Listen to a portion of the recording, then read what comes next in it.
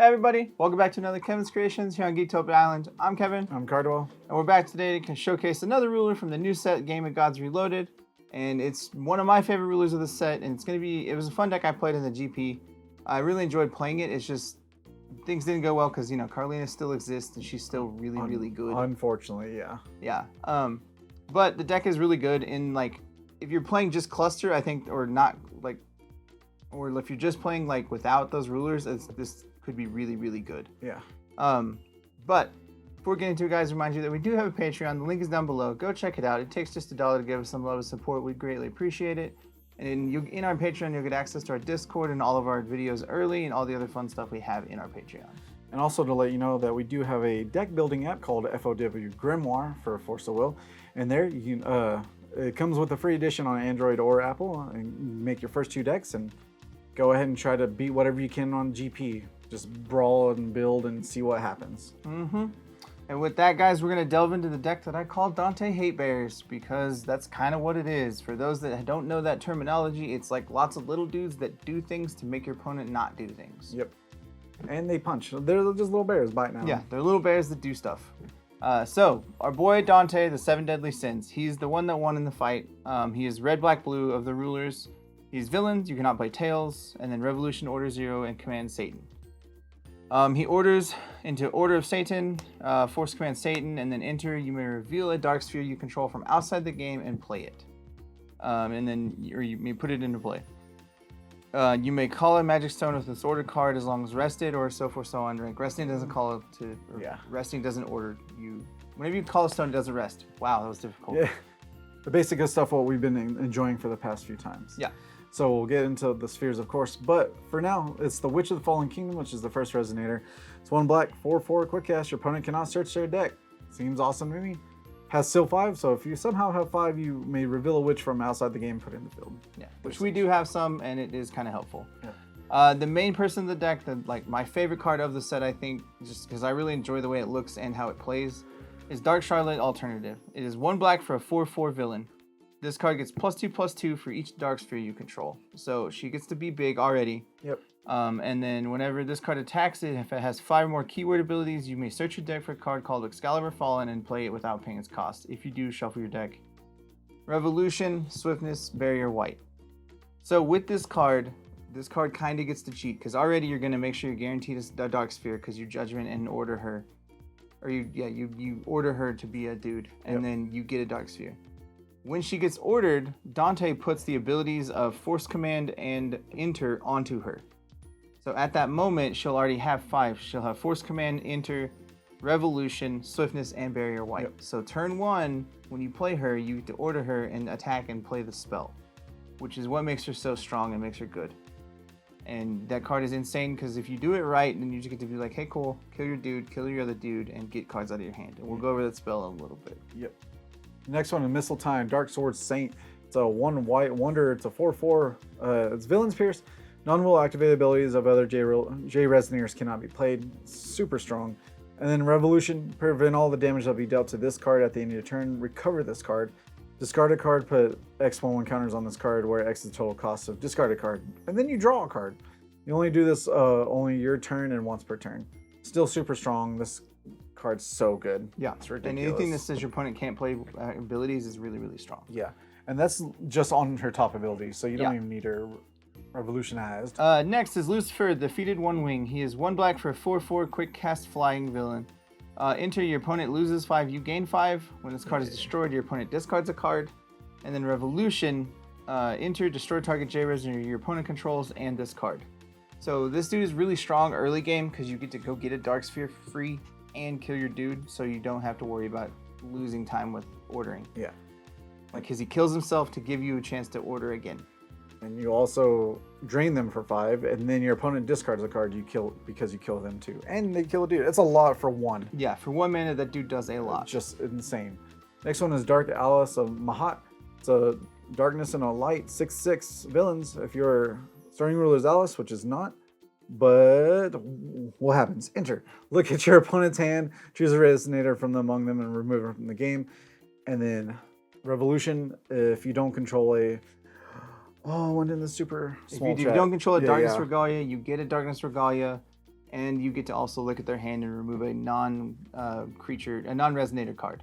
So you get literally 2 cards for 1 if she's ordered, and then also Darkness Regalia say tap do -6/-6 to your whatever creature. Yeah. So she is insane. She's probably one of the best rares of this set, of this whole thing. Card just does so much for so many different decks because, like you were saying, she's white-black. She can be played in Tails in Alice only, but that's besides the point. Yeah. Know that she'll probably be in more decks with us because she's just insanely good. Because you get to remove 2 cards for ordering and -6/-6 something. And if you do it right, you can kill herself with her own Darkness Regalia, so you can order again. It need be, for sure. Yeah, if you need to get more out there, you can. Yeah. But otherwise, you just sit there and you're like, cool, I removed 2 cards and I get to kill something. Just, something came into play, okay, kill it. Yeah. Done. Our next one is Count Dracula. It's 2 darkness, 7/7, flying. I was putting villains and flying together in my head, so villains and flying. Whenever a J Resonator your opponent controls enters destroyed, draw a card. Revolution, Resonators, J Resonators your opponent's control gain -7/-7 forever. That's it. Yeah. It's just so awesome. Yeah, he just sits in play and is just like, hey, your board is -7, so thanks. Good luck. Dude's pretty insane for it. Yeah. Next is Abdul Alhazred, the Poet of Madness / Dark Pulse. Abdul is 2 black for 6/6. Resonators entering the field under your opponent's control don't cause their own abilities to trigger. And then the Dark Pulse is a chant, quick cast for 2 and 2. Destroy all Resonators with total cost 2 or less. Really, you're only playing him for Abdul to be like, hey, don't do inner triggers. Yeah. If you land an Abdul and he stays on play, most of the time the game is yours because they don't get inter triggers, which right now the game's all about inter triggers. And one of the strongest cards ever, Geryon. It's a 2 green, 2 black, and a 1, 15/15 flying, swiftness, precision. But your opponents cannot play spells with total cost 1 or less, and that's super good. And then he has the discounted abilities of pay a green and remove this card from your hand, cancel target spell total cost 1 or less, or pay a black, remove it, and destroy target Resonator with 1 or less. So good. Yeah. He controls everything in every aspect. Yeah, Geryon is definitely a card to be played right now.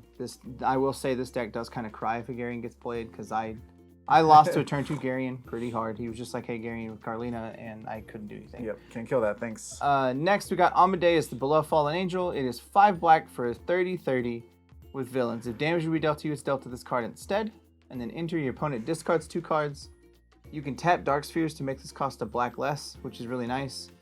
And then she has a Revolution of Wrath, and you pay 0, put an order card your opponent controls on the back to its ruler side, and then remove all their Resonators, and as long as she's in play, they can't play those Resonators again. Yep, so awesome.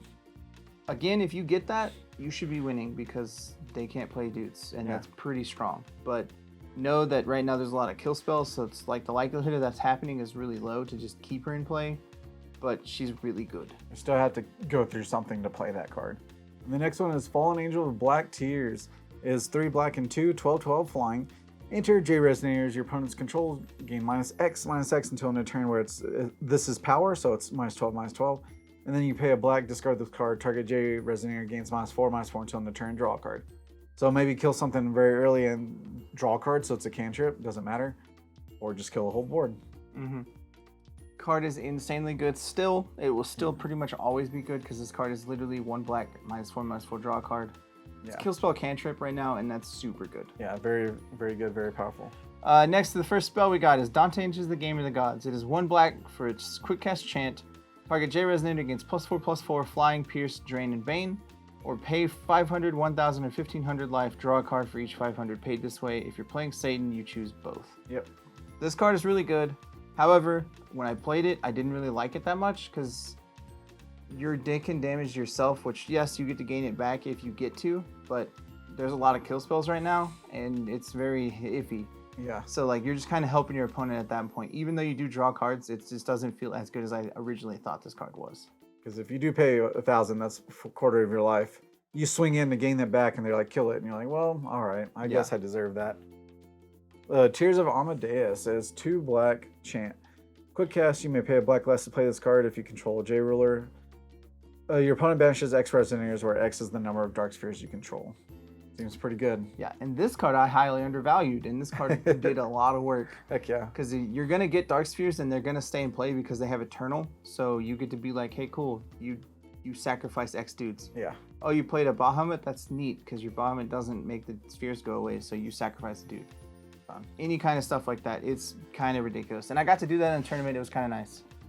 Next is Asmodeus' Enchantment. It is a black and 1 for a chant. Put target Resonator from your opponent's graveyard into the field under your control. If this card is awakened, that dude gains swiftness until the end of turn. Awakening, rest, or recover J rule your control. Mostly it's just there to get back whatever you make them discard, because you're discarding a lot of cards from their hand with this deck. So you're like, hey, cool, give me that big dude. Yeah, give me that Geryon, thanks. Yeah, or whatever it is. Excalibur Fallen. It's 2 black chant. Name a Resonator card. Destroy all J Resonators your opponent's controls that share the same name with that card. And then if you have Satan, Force Resonance, quick cast. Then look at your opponent's hand and your opponent's discard all cards with share the name with the name card. It's pretty good. Yeah, this card is really insane because you get to play it for free with Dark Charlotte. You're like, cool, swing Dark Charlotte at your dude because you get precision with the spheres. And you're like, cool, swing her at a dude. Play this to kill your other dude that would be blocking in my way. And then hope you have another one in your hand and you get 3 for 1. And It's insane. Next, we got the 7 Deadly Sins. This card is kind of like a win con on its own, but you don't want to go off of it just to win because it's really hard to do that. Red, black, and blue. Quick cast chant. Choose 1. Choose 3 if you're playing Satan. That's the revolution thing. Or the force command. So, choose 1. Put a dark sphere from your graveyard or removed area into the field. Put a darkness resonator from your hand into the field. Put a darkness resonator from your graveyard into the field. This card is super good just on those 3 abilities alone. Good. Yeah. And if you get to choose all 3, then it's even better. So with Dante, if you have it right, you can be like, cool, bring an Amadeus from my graveyard into play and drop a Geryon from my hand into play. And you're like, I have 4,500 power in play. Yeah. Enjoy. And they still have to answer that. And then it does have Force Command Satan. You may choose up to 3 instead. And then if you have Dark Charlotte in play, Amadeus, and all 5 spheres, you win the game. Yep. Card is really, really insane for that ability. So it does give you a way to just win the game if you get it. But like I said, the likelihood is real low because they can do stuff to make that not happen. Yeah. On that trigger, they just kill one of those and then you're good.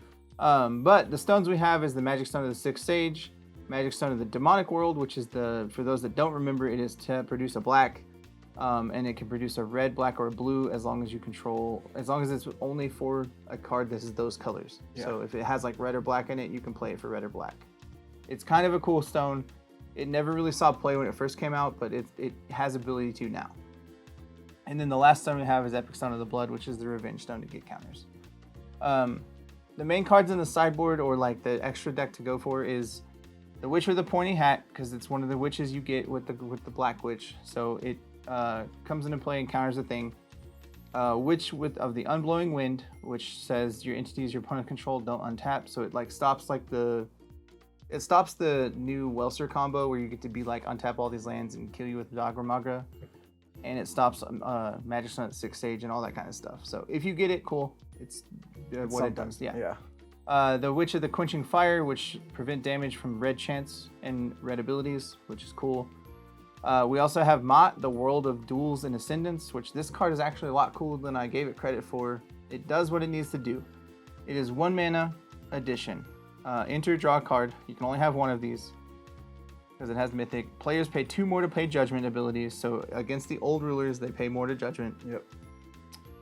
J Resonators with Tails or J Resonators with Villains cannot be dealt damage by J Resonators without them. So you pretty much have to have Tails or Villains to deal damage to Tails or Villains, is all it means. Like a Virgil can't just be like, pay 4, kill your dude. That's pretty good. It's very pretty good. Nice for that ability. And then lastly, we have the Dark Spheres, Carlina, Belial, Beatrice, Astema, and Asmodius, which in order, they give you Drain, Flying, Precision, +2/+2, and Bane. So they are insane. You get to choose which one you want, and that's the really nice part about that ability, because early, like I really thought that's not like a huge thing, but when I first played the deck, I figured it out. I was like, you just play Dark Charlotte and go get the Precision one really quickly, because people want to get like their mana ramp dudes going, or like their certain dudes, so that way you get Precision to be like, cool, kill that dude. Yeah. And they can't do anything about it, because you still get your trigger on Excalibur Fallen. So your Dark Charlotte goes and gets Precision with the sphere. You swing at a dude, kill their other dude, kill 2 dudes. Seems good. Pretty good. Yeah. And then the only sphere I would say you could use 2 of in the sideboard if the same one is Dark Sphere as Asmodius. Because, I mean, you could, but 2/2, it's yeah. not really necessary. It's kind of just overkill at that point, so you don't really need to use it. Because you're already having to take up 5 spaces if you're trying to get for the win con in your sideboard, so I really wouldn't say use more than that, but you could if you really, really wanted to. So what was like the average of spheres on the field? In every game? Almost always you're going to get 3 to 4 spears. If you get 5, you're living the dream. Just Yeah. know that. That's winning more, pretty much. Yeah, but 3 or 4 is really good because you're going to get a lot of abilities, and you could use Tears of the Fallen, which is like, hey, cool, discard your stuff. Or sacrifice dudes. Yeah. Card's pretty insane. Overall, though, the deck's really fun. I really enjoy playing it. I think it's really strong if it doesn't have to fight. Like, if you're playing Order versus Order, this deck is really good. Like, it has very good matchups, and it's very good in terms of, like, everything is relatively fair.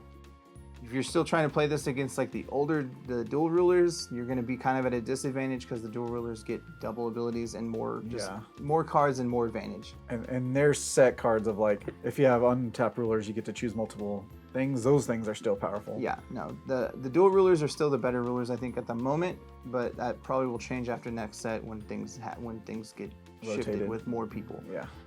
But overall, this deck is super fun. I really enjoyed it. The deck will still be down below, guys. Check it out. Let us know what you think down in the comments down below. We'll see y'all again next time. Bye. Later. Make sure you hit that like button, guys, and subscribe to our channel. It would greatly appreciate it. Also, make sure you hit that bell to stay up to date on any of the notifications for our channel. And lastly, make sure you give us all the comments down below, and we'll make sure we get them. And just to remind you that we do have a Patreon. It only takes $1 to subscribe. But for those mythic and above patrons, we like to give you a super thanks, and that would be Ryan and Magic Dragon Games. We appreciate it. Thank you very much. Thank you, guys. We love you.